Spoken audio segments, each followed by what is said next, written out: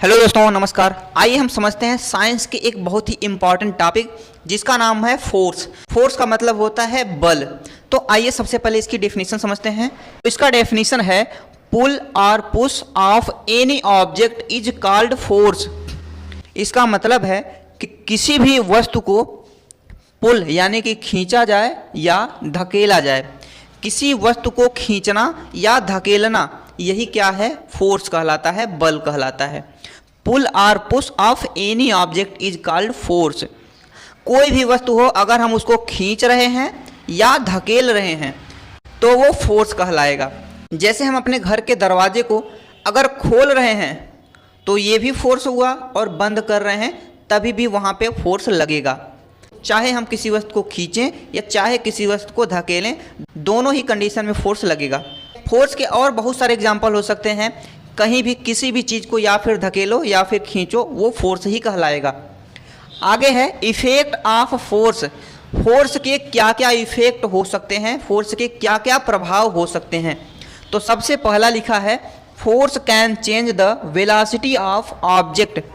Force can change the velocity of object. Velocity कहें या speed कहें, फोर्स लगाकर हम किसी भी वस्तु के वेलोसिटी को, उसके स्पीड को चेंज कर सकते हैं।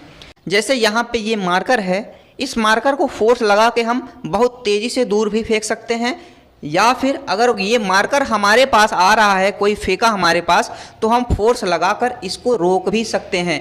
यहाँ पे इसीलिए चेंज लिखा है, न तो इंक्रीज लिखा है न डिक्रीज लिखा है। चेंज का मतलब ये होता है चाहे बढ़े या चाहे घटे, दोनों ही कंडीशन में वो चेंज ही कहा जाएगा। अगला है force can change the shape of object. किसी भी ऑब्जेक्ट को हम फोर्स लगा के उसका शेप बदल सकते हैं। जैसे अगर आपके मम्मी पापा अगर आपके गाल पे एक जोरदार तमाचा मारें तो आपके गाल का शेप तुरंत ही बदल जाएगा। जो ये उभरा हुआ है, जैसे ही तमाचा लगेगा ये गाल नीचे की तरफ दब जाएगा, तो इसका मतलब शेप बदल गया। इसके और सारे एग्जाम्पल हो सकते हैं। जैसे हमारे हाथ में ये कागज़ है, इसको हम फोर्स लगा के इसका शेप बदल सकते हैं। तो force can change the shape of object. Next है force can change the position of object. Force लगा के किसी भी ऑब्जेक्ट की पोजीशन को भी बदला जा सकता है। अभी इसी मार्कर का हमने एग्जाम्पल लिया था। अगर मार्कर यहाँ है, अगर हम इसको फोर्स लगा के इसे दूर फेंक दें तो इसका पोजीशन बदल जाएगा। पहले ये मार्कर यहाँ था, अब वो मार्कर वहाँ चला गया। तो फोर्स लगा के हम उसका पोजीशन भी बदल सकते हैं। अगला है force can change the direction of object. Force लगाकर हम किसी भी वस्तु का डायरेक्शन को भी बदल सकते हैं। उसकी जो भी दिशा है हम उस दिशा को बदल सकते हैं। अगर हमारे पास मान लो कोई वस्तु आ रही है, हम उसको फोर्स लगा के दूसरी तरफ भेज सकते हैं। जैसे आपके पास अगर कोई ऐसे कोई बॉल धीरे से फेंका तो आप फोर्स लगा के उसके जिधर मन करे उधर फेंक सकते हैं। इसका बेस्ट एग्जाम्पल है क्रिकेट में, आप लोग देखे होंगे या खेले भी होंगे। तो बॉलर बैट्समैन की तरफ गेंद सीधे फेंकता है, लेकिन बैट्समैन अपने हिसाब से बॉल को एडजस्ट करके चाहे जिस दिशा में भेज सकता है, वो लेफ्ट भी भेज सकता है, राइट की तरफ भी भेज सकता है, उड़ाकर दूर भी भेज सकता है या पीछे भी भेज सकता है। तो फोर्स लगाकर उसका डायरेक्शन को भी बदला जा सकता है।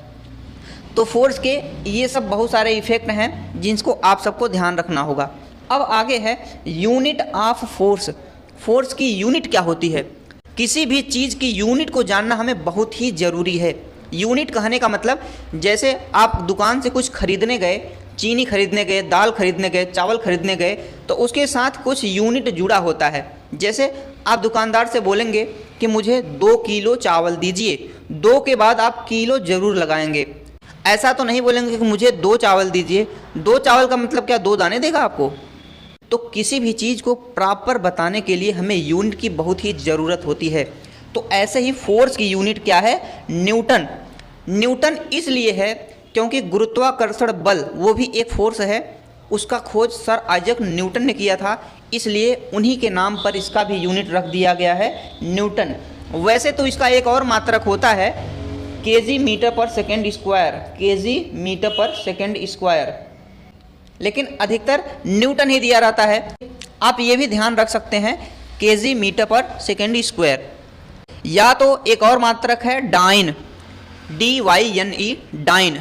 न्यूटन कहे, डाइन कहे या केजी मीटर पर सेकेंड स्क्वायर कहे, फोर्स के 3 यूनिट होते हैं। अब बात आती है कि न्यूटन और डाइन में डिफरेंस क्या है। तो एक न्यूटन जो होता है वो 10 के पावर 5 डाइन के बराबर होता है। एक न्यूटन की वैल्यू होती है 10 के पावर 5 डाइन के बराबर। ऐसे ही अगर पूछा जाए कि एक डाइन की वैल्यू क्या होती है, तो ये 10 के पावर 5 उस साइड जाएगा तो 10 के पावर -5 हो जाएगा। कभी अगर पूछ दिया कि 1 डाइन इक्वल टू, तो 10 के पावर -5 न्यूटन, और 1 न्यूटन इक्वल टू 10 के पावर 5 डाइन। अगर आप इसका स्क्रीनशॉट लेना चाहते हैं तो ले लीजिए, फिर हम आगे बढ़ते हैं। अब आइए आगे बढ़ते हैं और समझते हैं टाइप्स ऑफ फोर्स, यानी कि फोर्स कितने प्रकार के होते हैं। तो फोर्स 2 प्रकार के होते हैं, एक है कांटेक्ट फोर्स, एक है non contact force. Contact force क्या है? The force acting on 2 objects with any contact. The force acting on 2 object with any contact. 2 object के बीच में अगर कोई भी कांटेक्ट है, कोई भी डायरेक्टली कांटेक्ट है, तो उनके बीच में जो भी फोर्स लगेगा उसे हम कांटेक्ट फोर्स कहेंगे। इसका एग्जाम्पल है मस्कुलर फोर्स और फ्रिक्शन फोर्स। मस्कुलर फोर्स क्या होता है? अगर कोई भी काम हम अपने बॉडी के थ्रू कर रहे हैं, अपने मसल्स के थ्रू कर रहे हैं, तो उसे ही मस्कुलर फोर्स कहते हैं। जैसे अगर आप किसी भारी बोझे को किसी रस्सी से बांध कर खींच रहे हैं तो भी वहाँ पे मस्कुलर फोर्स काम कर रहा है। अगर आप साइकिल चला रहे हैं तो आप अपने पैर से साइकिल चलाएंगे तो वहाँ भी मस्कुलर फोर्स लगेगा। अगर आप कुएं से बाल्टी और रस्सी के सहारे पानी को निकाल रहे हैं तो वहाँ भी आप अपने हाथों से काम करेंगे, उसे भी मस्कुलर फोर्स ही कहते हैं। तो मस्कुलर फोर्स कहने का मतलब अगर हम अपने हाथ पैर से कोई काम कर रहे हैं, अपने मसल्स से कोई काम कर रहे हैं, तो उसे मस्कुलर फोर्स कहते हैं। अगर आप क्रिकेट खेल रहे हैं वहाँ भी यही काम करेगा। अगर आप फुटबॉल खेल रहे हैं वहाँ भी यही काम करेगा। यानी कि लगभग सभी काम हम मस्कुलर फोर्स में ही आते हैं। नेक्स्ट है फ्रिक्शन फोर्स। फ्रिक्शन फोर्स क्या होता है इसके बारे में डिटेल में हम अभी बाद में बता देंगे, लेकिन उससे पहले इसके बारे में थोड़ी सी जानकारी ले लीजिए।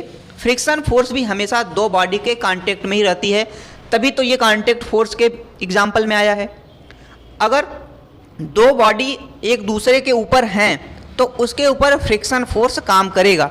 जैसे अगर इस बोर्ड पर हम अपने हाथों को अगर ऐसे इधर की तरफ ले जाएं तो ऐसा लगता है कि हमारा हाथ आराम से नहीं जा रहा है, कुछ रोक रहा है। अगर हम हवा में लेके जाएं तो आसानी से चला जाएगा, लेकिन अगर इसी बोर्ड पे अगर हम इसको ऐसे लेके जाएं तो ऐसा लगता है कि उतने आसानी से नहीं जा पा रहा है। तो यहाँ पे भी वही एक फोर्स काम कर रहा है जिसे हम फ्रिक्शन फोर्स कहते हैं। ये हमेशा मोशन के अपोजिट डायरेक्शन में लगता है। हमारा हाथ इधर जा रहा है लेकिन फ्रिक्शन फोर्स अपोजिट में लग रहा है, तो यही है फ्रिक्शन फोर्स। इसको हम डिटेल में अभी बाद में इसको हम बता देंगे। नेक्स्ट है non contact force. Non contact force, the force acting on 2 object without any contact. नाम ही है नॉन कांटेक्ट, तो इसमें कोई भी कांटेक्ट दोनों ऑब्जेक्ट के बीच में नहीं रहेगा, फिर भी फोर्स लगेगा। तो इसके एग्जाम्पल है मैग्नेटिक फोर्स।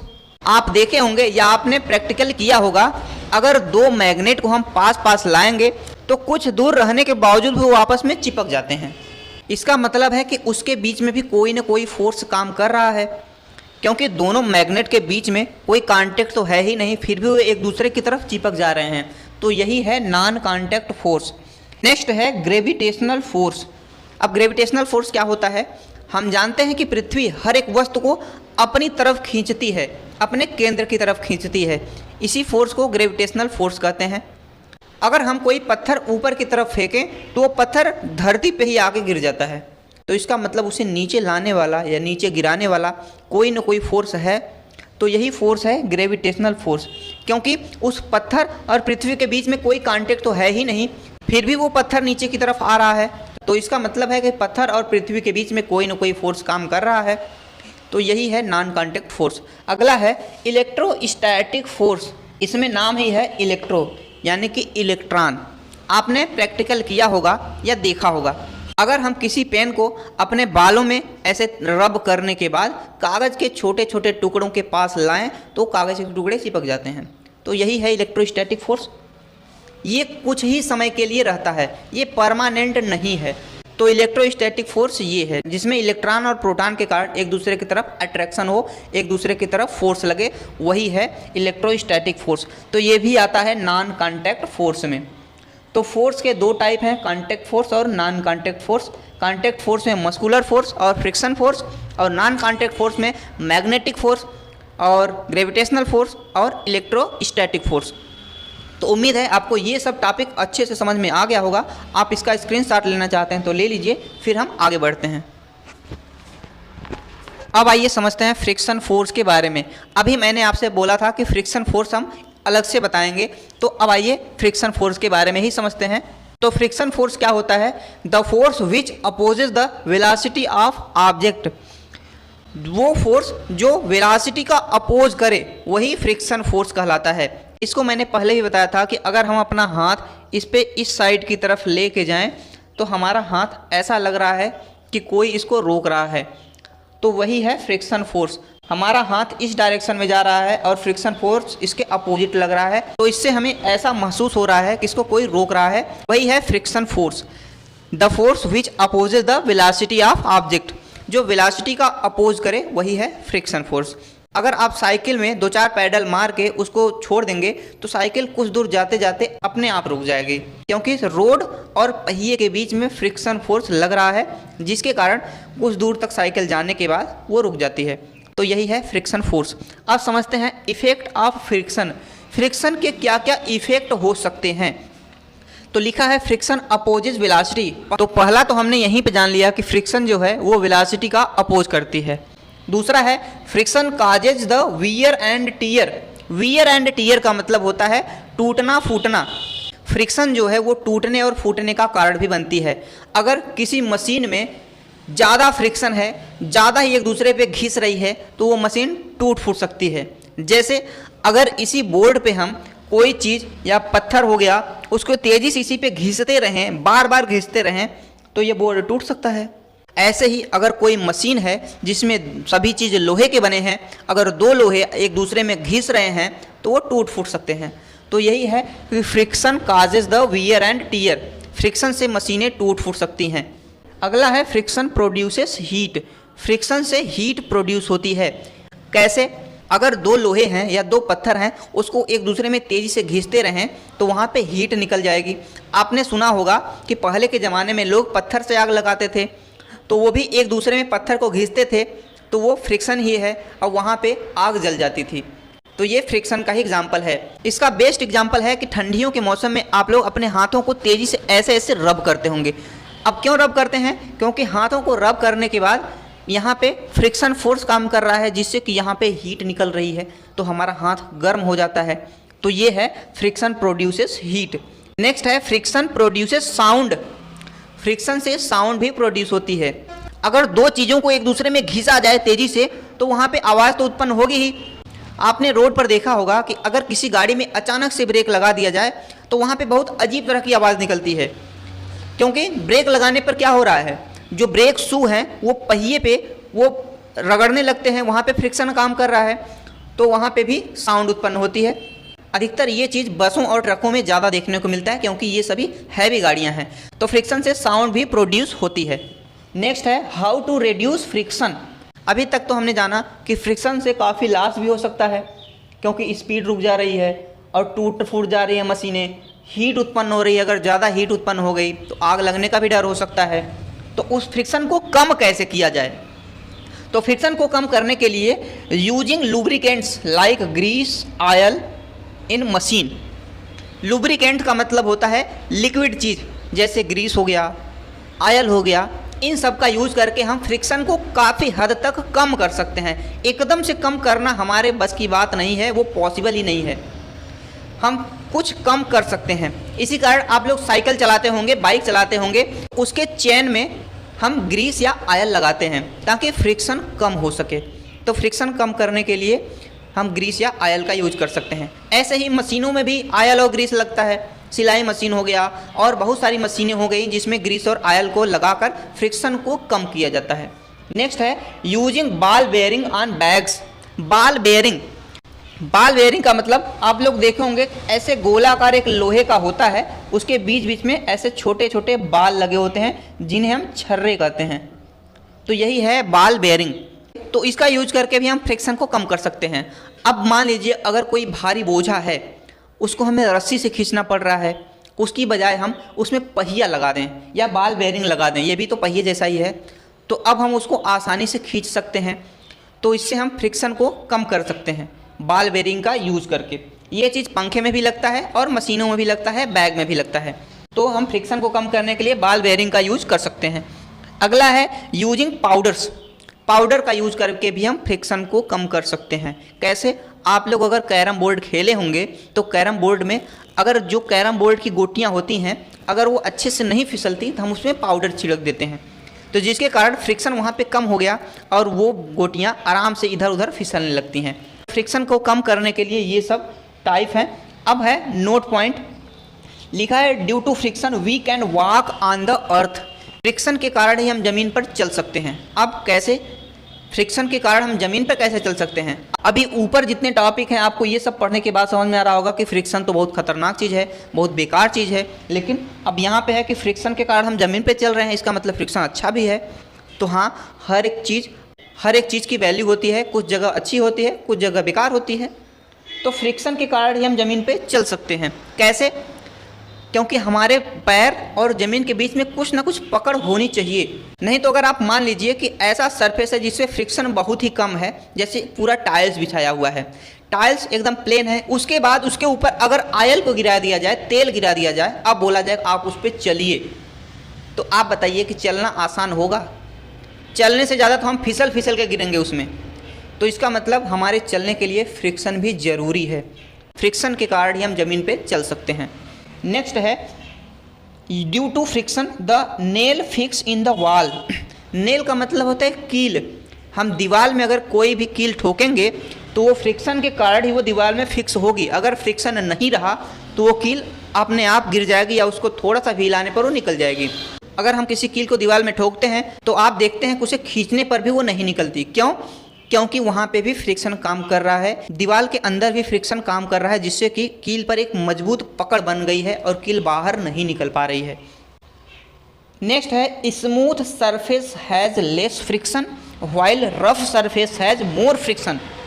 जो भी स्मूथ सरफेस होता है, प्लेन सरफेस होता है, उस पर लेस फ्रिक्शन होता है, फ्रिक्शन कम होता है। अभी मैंने बताया कि अगर टाइल्स बिछाया हुआ ज़मीन है वहाँ पे फ्रिक्शन बहुत ही कम होगा और जो रफ होगा उस पर फ्रिक्शन बहुत ज़्यादा होगा।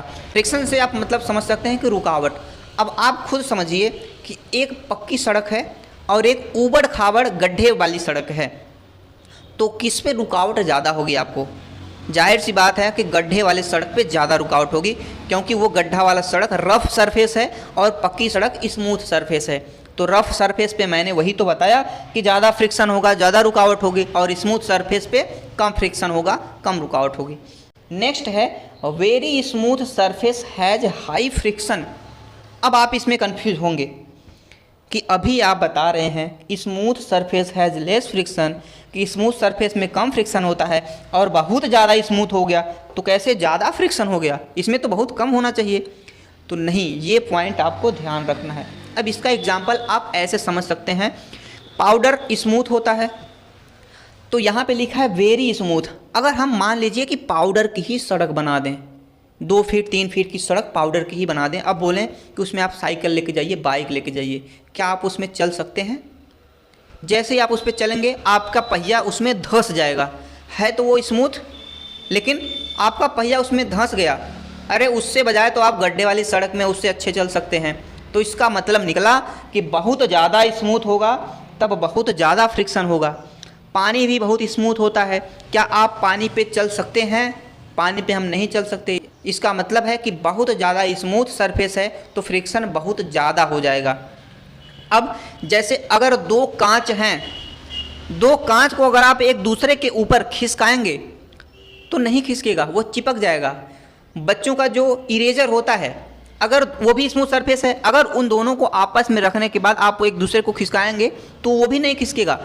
क्योंकि बहुत ज़्यादा स्मूथ सरफेस है, वो एक दूसरे पे चिपक जाएंगे और नहीं खिसकेगा। इसका मतलब उसके बीच में फ्रिक्शन बहुत ज़्यादा हो गया, और बहुत ज़्यादा फ्रिक्शन हो गया तो उस पर चलना या उस कोई भी ऑब्जेक्ट को उस पर मूव करना बहुत ही मुश्किल हो जाएगा। तो फोर्स से रिलेटेड जितने भी टॉपिक हो सकते थे हमने सबको यहाँ पे कवर कर दिया है। उम्मीद है आपको ये सब टॉपिक अच्छे से समझ में आ गया होगा। अगर कोई भी प्रॉब्लम हो या किसी और टॉपिक के बारे में आप जानना चाहते हैं तो कमेंट ज़रूर कीजिएगा। अगर वीडियो अच्छी लगी तो वीडियो को लाइक करें और इस चैनल को सब्सक्राइब ज़रूर करें। मिलते हैं किसी नए वीडियो में किसी नए टॉपिक के साथ। जय हिंद।